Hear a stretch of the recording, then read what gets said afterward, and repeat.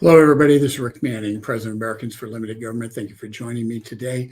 Wanted to talk about a couple of different things. We always hear about woke corporations throwing their weight around. Well, Disney Corporation has been woke for a while. They are, few examples. Their partnership with the NBA and they've got a massive presence in China.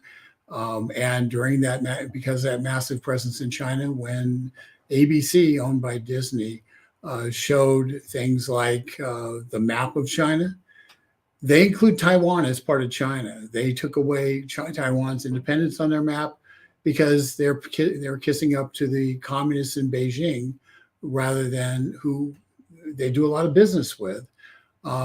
They also tried to, shutter any talk, any actual discussion about the slaves that are manufacturing much of the goods that come out of China, the whole Uyghur issue in terms of the selling of their body parts for transplant while they're still alive. But because they're slaves, they have no say so, and they get hooked up to a machine and they take their body parts until there's no more of them left. That's what happens in China. But ABC through Disney didn't talk about that, wouldn't allow people to talk about it. And when a NBA executive, the Houston Rockets general manager, brought it up, the National Basketball Association's icon of virtue, LeBron James, stood up for his corporate masters and said and denounced the Houston Rockets GM. This is Disney is not. Wokeness is not new to Disney, but something happened in the last 2 years that caused them to have to make a response, and that is they had a new CEO who was trying to make a mark. And the state of Florida, Ron DeSantis, was pushing legislation that would make it so you couldn't have inappropriate sexual education discussions with children, certainly, in primary grades. And the Disney Corporation decided they were going to go after DeSantis for trying to protect children from groomers. And very publicly, and there was a big fight in Florida. Many of you may remember it. DeSantis said, well, fine, you get, and I'm not going to say whether this is good or not. I'm just going to say what he did, because I have some problems with the idea that you exert government power this way. But the fact of the matter is he did. And the government power he exerted, he said, Disney has a special tax arrangement where they provide essentially the law enforcement on Disney property for Disney World. And he removed that. He went to the state legislature and said, we want to remove the special treatment of Disney.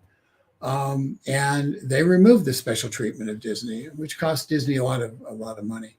And so what you had was they went to war against Governor DeSantis. Governor DeSantis won the war, and Disney faced a punishment for it.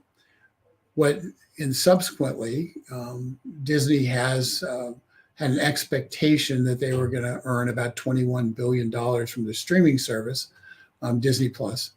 And what they didn't, and they fell well below expectations, about $1.5 billion below expectations. They still had a lot of revenue come in. Let's be clear. It's not like they went, they weren't the CNN with their ill-fated streaming service where they're trying to get people to buy commentary by people who they wouldn't watch on TV for free. But so they still made money, but they got $1.5 billion is, believe it or not, for a big company like Disney, still a lot of money. And their reputation, their brand was harmed because, like I say, the former CEO, Bob Iger, he led the charge in terms of ESG woke investing and meeting woke standards. So he's not so the old CEO is not a paragon of capitalism who's sitting there and saying, well, I'm not going to tarnish our brand. He just didn't do it so publicly on an issue that goes to the heart of who Disney is. And as Iger says, goes to the soul of who Disney is. Disney ultimately is dependent upon the perception that they are children's programming, that they are a safe place for children, for parents to trust their kids with. The Disney Channel is a place where you're supposed to be able to park your kid in front of it, and not fear what they're going to see over the tube. And when it was and the fight that the former Disney chairman, the CEO who was fired, the fight that they picked, really pushing something that most parents had no idea was going on in schools. Most parents didn't know their kids were being indoctrinated about gay lifestyle and how to participate in the gay lifestyle and transitioning and all that stuff when they're in kindergarten, first, second, third grade, fourth grade, fifth grade. Most parents don't even, it never occurs to them. But that was happening, and Disney supported it. And when parents found out, they said, wait a second, Disney's a problem. Not all parents. I know people who still go to Disney and still watch Disney Channel and the like, but enough that it did harm the bottom line by $1.5 billion, presumably, as Disney Plus was completely dependent upon that that audience for doing the streaming service for Disney Plus. So, bottom line is, the CEO gets fired in a surprise move. Iger is back. And it'll be interesting to see how Iger and the board proceeds in this change. Will they go back in the closet in terms of their wokeness and their attempt to indoctrinate children on very sexual issues that are really the parents' job? But are they going to do that, or are they going to continue along the pathway that they've been on? And just really publicly revealed to people the pathway they were on within the last year and a half. The ultimate irony here is they attempted to take down Ron DeSantis. Ron DeSantis won an overwhelming electoral victory in November. And shortly thereafter, this Disney CEO who took on Ron DeSantis finds himself unemployed. And the former CEO is back in charge. And it'll be interesting to see if they attempt to open up relations with Ron DeSantis and the government of Florida to try to restore some of the privileges that they had enjoyed for the last 50 years since their opening. One thing I think is true: Walt Disney would not recognize the company that he founded. He would be embarrassed by the company he founded, and I don't think the people who are now running the company would care that he would be embarrassed, because they're running their own agenda.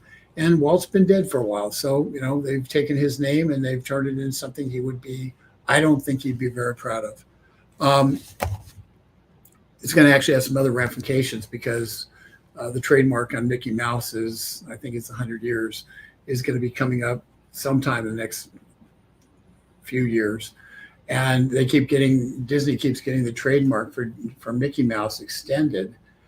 So they have exclusive use. And at some point, and truth be told, they need a special Congress doing something especially for them to get that done. And it'll be interesting to see how many Florida congressmen and congresswomen are willing to push the extension of the Disney trademarks, and not allowing them to go into the public domain. I predict that Mickey is about to become anybody will be able to put Mickey on a cup very shortly. But that's one of the problems when you go woke and you basically declare political war on half of America. Well, if that half of America happens to, you need them to pass stuff for your corporate interests, well, you know what? Tough. You lose. You bet wrong, you lose. And that's why Bob Iger is back. He's got to restore those relationships. And folks, Americans for Limited Government went after Disney on a lot of the woke agenda they were doing. When it came to vaccine mandates and the like, they were one of the 20 companies that we targeted. We targeted the CEOs. And we sent thousands and thousands of emails to CEOs of major corporations, including Disney, opposing vaccine mandates in their private companies.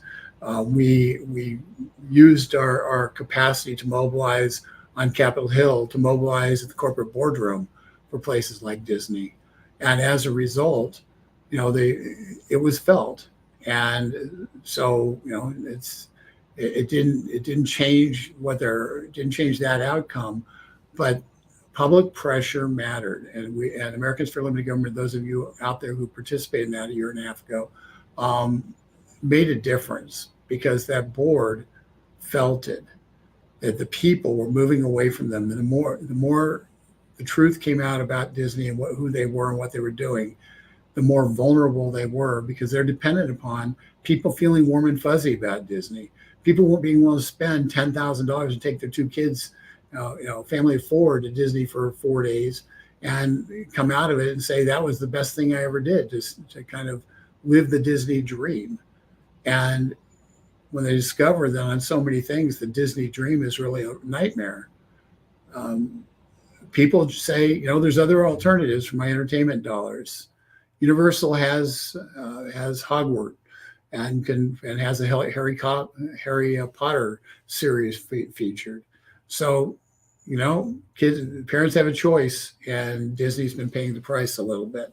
And you have a choice also, and it's what you want to do for getting gifts for your friends.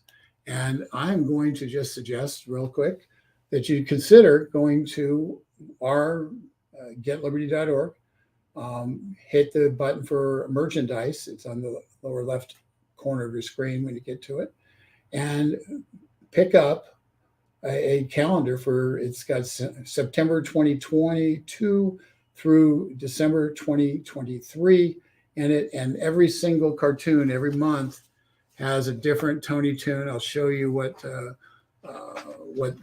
we look at today. This was October, for instance, of this year.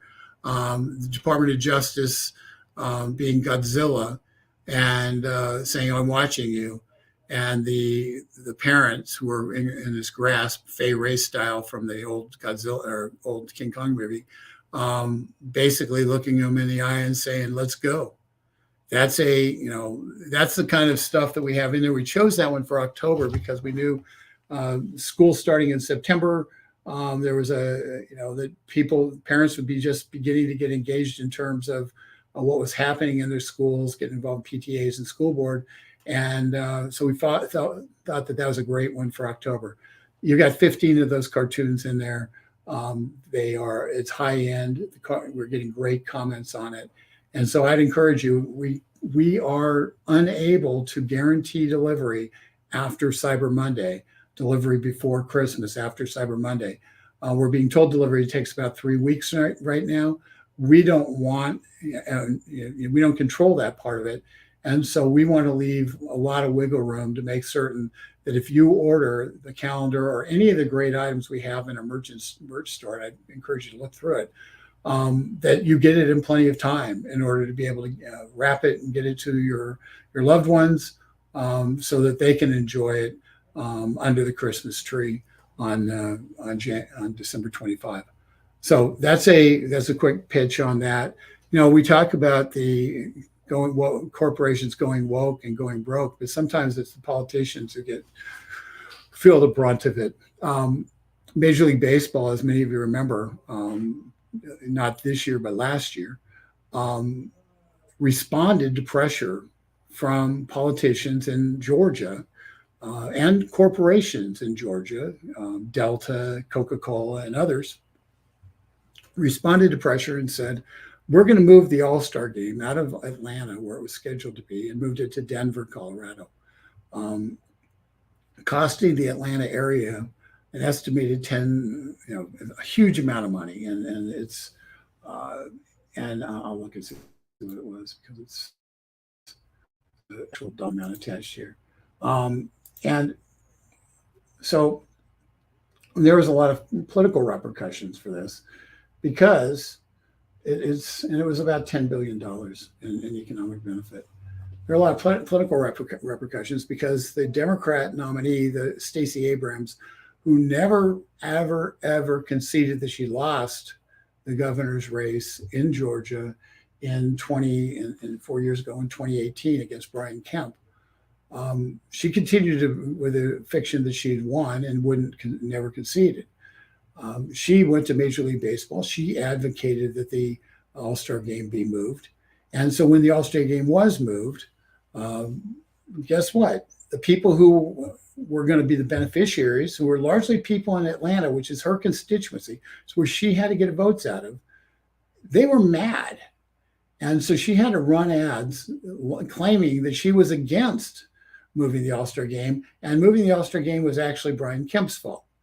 And so it was and so she was trying to do the old, I convinced people to hurt my area, hurt my state, but don't blame me kind of attempt to whitewash. And Stacey Abrams, so she's had to spend her campaign money saying, I don't blame me, blame the other guy. And she got creamed. She lost, whereas she lost by a little less than 1% of the vote last time. She got creamed this time. Kemp ran, I think, 7-8 points ahead of her. So it was a big vote for Kemp in the 2022 election.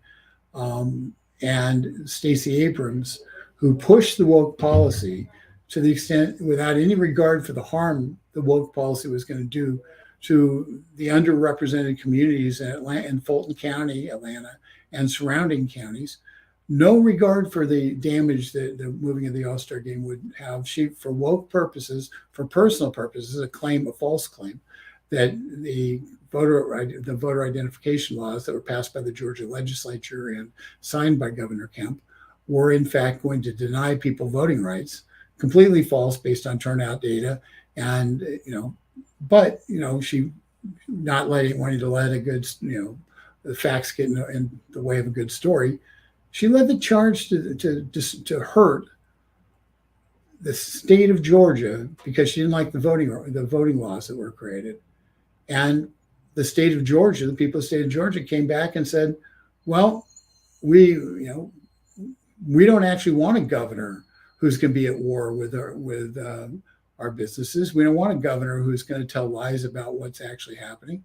We don't want a governor who doesn't like the state of Georgia that they would represent. So, we're not voting for you, Stacey. So, unfortunately, Stacey Abrams has 49 other states to beleaguer, and so expect to see more of her around the country because she has enough. She's been able to raise enough money to be able to interject herself into politics all over the country. And let's hope that people around the country, when she shows up, treats her the same way the voters in Georgia did, which is to reject her. So once again, that's Major League Baseball going woke. But in this case, the pain was felt by Stacey Abrams, the person who pushed them to go woke, because she ended up paying the price of Major League Baseball moving the All-Star game. She paid the political price of losing the gubernatorial race, with that being one of the major reasons why. The third group I wanted to focus on in terms of going woke and going broke, going woke and causing them problems, is an unlikely group. I don't think most people would expect to hear this group's name, but it's U.S. Chamber of Commerce. U.S. Chamber of Commerce has been well known to be, the big business, the business supporters in Washington, D.C. They've held a lot of power in the past. They used to put money into independent expenditure campaigns to try to elect pro-free enterprise candidates. And now they don't do that anymore. They just don't. What they do is instead they put money in to elect people are going to vote for Nancy Pelosi for speaker. They did it 2 years ago. Some of their political staff quit over it because they basically decided in 2020 that they would rather have Democrats in control of the House of Representatives than Republicans. That's what they decided in 2020. That's how they gave their money. That's how they did their endorsements. And similarly, in 2022, they were endorsing, people like Abigail Spanberger, who voted 100% of the time with Nancy Pelosi. But they were endorsing the Abigail Spanberger over a free enterprise Republican who ordinarily would have been a no-brainer for them to support. Kevin McCarthy, who used to have a very close relationship with the chamber, extraordinarily close relationship, and so much so that he worked hand in glove with them when the Americans for Limited Government and others were fighting against fast-tracking the Trans-Pacific Partnership. McCarthy was the majority leader, I think, at the time, was the whip. He was a majority leader at the time, and he was working with all the business lobbyists, and the effort to get that passed was spearheaded by the chamber. And so he was working hand in glove with the chamber in terms of politically. But right now, just last week, he sent a message to the chamber and he encouraged them to change their leadership because he was tired of dealing with chamber leadership who were against the free enterprise principles that they claimed to represent. And it's made it clear that the once friendly relationship is now frosty. And and it's what happens when a group decides that wokeness, and their board, by the way, the chamber's board's transitioned. They no longer have people like the oil guys and other big businesses on them. They now their board is basically consumed by tech companies. At least that's what's been reported. And so the tech companies are pushing the chamber policies to be much more oriented towards social issues and much less oriented towards the financial issues that the Chamber of Commerce has traditionally cared about. And so they care less about corporate tax cuts and more about whether or not they're going to, there's going to be wholesale ability to get puberty blockers and to first graders in elementary schools. And so that's the transition, the fight, the yin and the yang. And Kevin McCarthy just said, hey, I don't want to deal with your old leadership. You need to change leadership. You want to deal with me. And the chamber basically said, too bad, not doing it. We're going to keep our leadership. And so what was once a very friendly relationship is now very frosty. Should Kevin McCarthy become speaker, he will have the chamber is going to have, isn't going to have the access to the speaker's office that they once had. A long, long time ago, I was the coalition's director for J.C. Watts, who was the House Republican Conference chair, and so I used to meet with all the corporate people, with the traditional conservative groups, with limited government groups like this one, and I used to meet with them on a weekly basis. And the chamber is always one of the lead dogs who we'd meet with and kind of talk about what issues were coming up. Try and get their input on different issues. And it was just it was a conversation. We had the conversation with a lot of different people. But they were able to get, their message, what they cared about across. Didn't mean they got what they wanted. What it meant is they were able to deliver their message directly. And that's unique. That doesn't happen for everybody. And, so the chamber had a great relationship with Republican leadership in the past. Once again, it didn't mean that they got everything they wanted. What it meant was they were able to explain what they were hoping to do and why it mattered. And then, I would push back and ask them questions about it, and we'd go back and forth discussing it so I could better convey to my boss, JC, what the issue was, why the issue was, why they cared about it, and some potential, some counter arguments to it. So JC can make an intelligent choice on whether or not he wanted to support that issue or not. Now, the chamber's essentially a massive organization with a really nice building that has no clout on either side of the aisle. I mean, I don't know, the board should have fired their CEO simply for managing to neuter one of the most powerful organizations in America in a very short period of time. They should have, and the fact that they were more comfortable with Nancy Pelosi being speaker than with Kevin McCarthy being speaker or a Republican being speaker. Tells you everything to know about their emphasis about economic freedom versus social issues. And the fact of the matter is, um, they've made a choice that they're no longer an economic freedom organization, and they're paying the price for it. They went woke, and now their power is going broke. So those are just three examples of where we've seen wokeness come back to bite people who thought it was either a good idea or that was benign. And the fact is, that's because you stand up, you pay attention, you make sure that people know what's going on. So companies like Disney end up with the bad karma of, having to eat the stew the sour, foul stew that they produce. I'm just going to push a few things on here. Linda, yeah, I know the Bob Iger is no good, but the difference is he's coming in with a board that suddenly feels, I think, chastened about the pathway they've taken. It's my hope they'll be less aggressively woke. I'm not putting an ad up saying anytime soon saying, "Hey, go to the Magic Kingdom," and because truth be told, I don't think they represent most Americans' values. And that's up for people to understand and to make their own decisions on, though.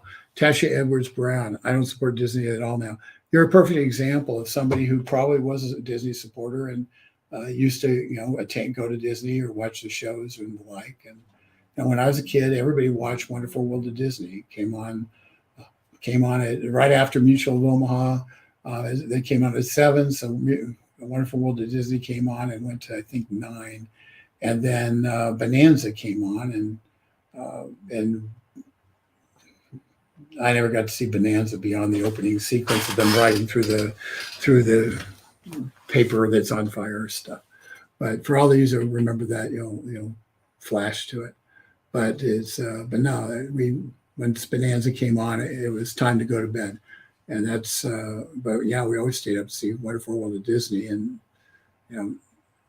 now we discover that Disney's not such a wonderful world. James, sorry, too bad Disney no longer exists for me, and I certainly do not want my children watching. Once again, that's an affirmation of how much damage the woke trend has done to Disney's brand. They're still making money. I mean, they're a massive media company, and so they're still making money. But the fact is, there was nobody in America would ever say what you just said, James, about your inability to expose your children to them. Disney used to be the safe space on the dial, and now it's no longer that. I'm glad DeSantis did to Disney. I wish more governors stand up against woke transgender in schools. Yeah, I mean, DeSantis, wasn't afraid. He went and did what he thought was in the best interest of people of Florida and what was morally right. And and stood up and said, we're not going to have our schools turned into grooming grounds. And and so he fought that fight and he won. And one thing that DeSantis did, I'm going to just move off of the comment because it's a little different. One thing DeSantis did afterwards, though, is pretty interesting. During this election campaign, he then went to a lot of counties and campaigned for specific school board members. And so in Florida, DeSantis's victory wasn't just a top victory at the top. He brought supporters in to school boards across the state and counties across the state who will be standing up to make certain that this woke agenda doesn't infect their schools. Because DeSantis understood a simple thing. Education is supposed to be done at the local level. That means you need local school boards that are not beholden to the teachers union, and instead are beholden to the parents and the people. And so he went around the state and made that a point of emphasis. And so unlike a lot of governors who might win a big victory, he actually translated his victory into coattails for people who are way down the ballot on local elections, and translated into a massive victory, top to bottom, for pro-freedom Americans And it's really, he did it right. Betsy, you would think other Republicans would see that you could stand against wrong things in government like DeSantis and win and start fighting back themselves. They are beginning to. I think we're seeing it a lot more. Um, Texas, for instance, is fighting on the border stuff, and they are going and trying to uh, and fighting on some of the ESG stuff. In fact, the treasurer of Texas announced that they were not going to invest any Texas money with any investment firm that was pushing an ESG agenda, targeting, because the ESG agenda was targeting oil, and so they were targeting the kind of the lifeblood of the Texas economy, and said it would be stupid for us to allow people to make money off of Texas investments, and Texas pension funds and other things, public monies that come from Texas, who are going to use that money to try to destroy Texas. So there's a pushback nationwide on this, and things that 3 years ago, about 3 years ago, Americans for Limited Government started a project where we were going to state treasurers and urging them to basically divest their interests from China, because the Communist Chinese, the abuses of power, and things we've talked about before and talked about earlier. And we worked it, and had conversations with different people. But as the wokeness became more and more clear, now many of those treasurers are taking those actions. They're standing up against woke communities. They're standing up against China, and they feel empowered to actually say, "I'm not going to be spending our taxpayer dollars on and allowing people to profit off of our taxpayer dollars who are antithetical to the values of our taxpayers." The left's been doing this for a long time, and finally, state treasurers who happen to be more fiscally conservative and more free enterprise oriented are doing the same thing and holding them to account. So we're seeing this grow across the country, and particularly state level, and it's a long time coming, but it's a great thing to see. And Heidi Erickson, protect our children. Yeah. You remember when Bill Clinton used to run around saying, "It's for the children," and he'd run around saying that. And it was always a lie, but it was kind of and for the children, for them was always, let's spend more money on programs, let's do that kind of stuff. And it was never really about the children. It was about expanding the administrative state, the welfare state. And because every time you can hire more government employees, there's a 2 in 3 chance that you just created a Democrat job. So it's about 80-20 in the federal government actually now. But point is, you expand government and federal government in particular, and you're effectively expanding the political base for the Democrat Party. But it's never been about the children. And all you need to do is look at when a producer gets caught doing something horrific. We see where we've got teachers who are saying, "Well, I'm going to teach the transgender agenda no matter what they do. I'm going to make sure we're going to teach history to 5th graders through a queer perspective and all this weird stuff." And you sit there, you look at it, and they say, "Wait a second, these guys, I don't care what you are. What I do care is you don't get to put it into our children. You need to teach them. It's just not what you're hired to do." The American Library Association decides that it's their job to make certain that there's drag queens reading books to children, young children. What are they thinking? I mean, didn't we want our kids to go to the library? When we used to think you can send your kid to the library, they can study, and now I don't think you can. So a lot of the institutions have been destroyed, But that's something which which one by one, one firing at a time, we're going to have to drag them back. But ultimately, it's you who's going to drag them back. It's not big groups. It's going to be you who does it at your local level. One last thing I wanted to talk about a little bit. Yesterday, we talked about Jack Smith, who is special counsel appointed by Merrick Garland. And we talked about Jack Smith's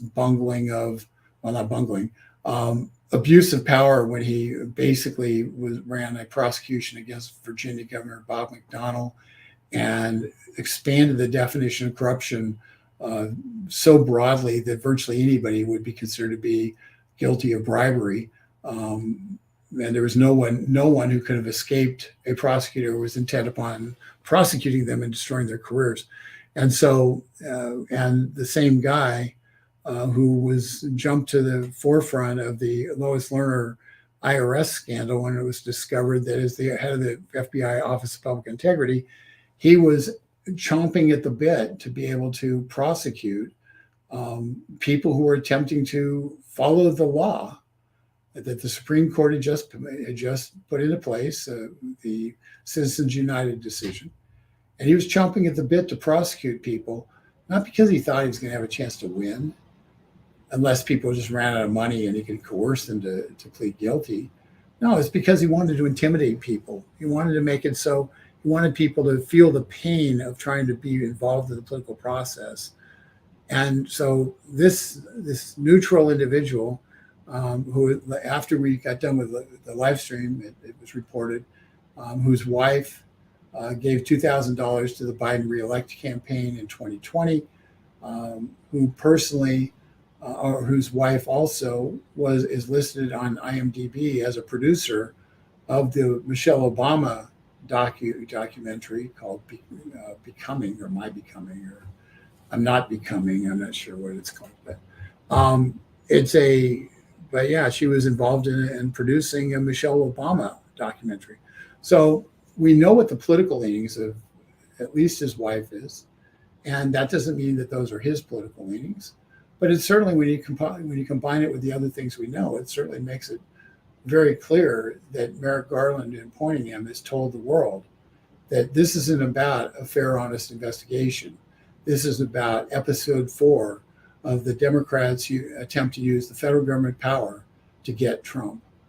And these guys are never going to stop doing this. They are obsessed with it, and it's dangerous. I'm tired of it. I think you're probably tired of it, and we're going to stand up and fight them every step of the way by exposing exactly who they are. We've got a couple more. Governor of Florida did the right thing. We need to put woke back in his place and take America back. We do. And one of the things that's really kind of difficult is so much of the investment community is now woke because I'll tell you a dirty little secret. They've got these things called ESG investments, and you can invest in a plan that is environmentally social governance plan that is supporting the far left on everything ranging from the Green New Deal stuff to trying to go after corporations, a PayPal that's gone after the state of California or Colorado for the audacity of saying that having separate bathrooms for transgenders, or allowing transgenders to use the bathroom that doesn't comport with their biological sex at birth. And North Carolina said basically said no to people who were the wrong sex going into bathrooms. And PayPal led a revolution against North Carolina. They ended up rescinding the law. They moved the All-Star game from Charlotte, North Carolina. The NBA did move the All-Star game from Charlotte, North Carolina, as part of that. And the politicians essentially caved. And in Florida, Ron DeSantis didn't. He fought back. He pushed back, and he won, and America won. I read they rehired the previous woke guy. Yeah, Juliana, they did. I reported on that.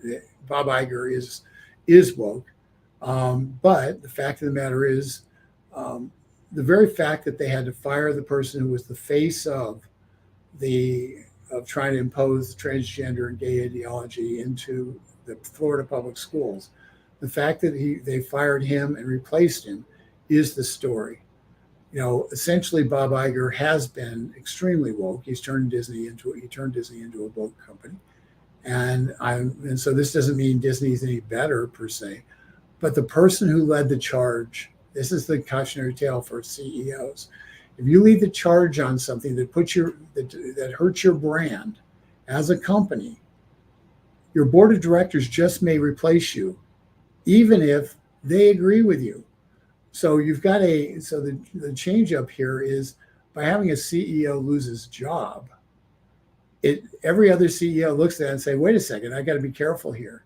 And so rather than the knee-jerk acceptance of the demands of the far left, the green left, they have to look at it and say, wait a second, is this going to hurt the corporate brand? Is this going to end up biting me later on? And because of this, it changes attitudes. It's a step in the right direction. It's a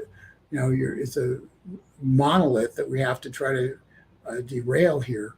But this is the first step in derailing it, because once a CEO realizes they're going to lose their extremely profitable job and are going to be forced out of the pinnacle of their career, once they figure that out, they're going to ask, is it worth risking my job, my career, over and the money that it comes with it? Is it worth risking all those things in order to appease a bunch of people who parade around in masks and attack public buildings? And the answer is no. And as the CEOs figure that out, I think we're going to see a lessening of the woke agenda, because it's one thing when it's free, when you can go off and you can appease these people and you get praised at the cocktail parties and everything, and that's one thing. But if you appease them and then you lose your job, well, that takes a different level of commitment. And most CEOs don't have that level of commitment. And so this, at very least, I think will slow the growth of ESG in the corporate boardroom, which is the first step in returning sanity into our corporate investing world. And with that, I'm going to sign off. I appreciate everybody who's come on here and the different questions that have been answered. We may be back on tomorrow. I will encourage anybody, because we're gonna be off on Thursday, Friday, so we're not going to be here to talk about this on Black Friday. We won't be here on Saturday. We won't be here on Sunday. So the next time I'll be talking to you is going to be on Monday, and that is the last day that you can get the calendar, the 2022-2023 calendar, for your loved ones, for yourself, and a guarantee that you're going to get it before Christmas. So I don't want you to miss out, because you don't get reminded on Monday. So go to getliberty.org and hit the button for the ALG merch store and get your calendars on order now, and you will have them well before Christmas. If you wait past Monday, I can't guarantee I can get them to you. And we want to make certain that we are able to deliver this quality product into your hands in a timely manner. So we appreciate your support. We appreciate all you do. We appreciate you hanging in with the broadcast. And we will talk to you likely tomorrow. It depends on what kind of happens around here in terms of time demands. But I'm hoping to be able to talk to you all tomorrow. With that, if you don't see me, if I don't see you, have a happy Thanksgiving. Take care.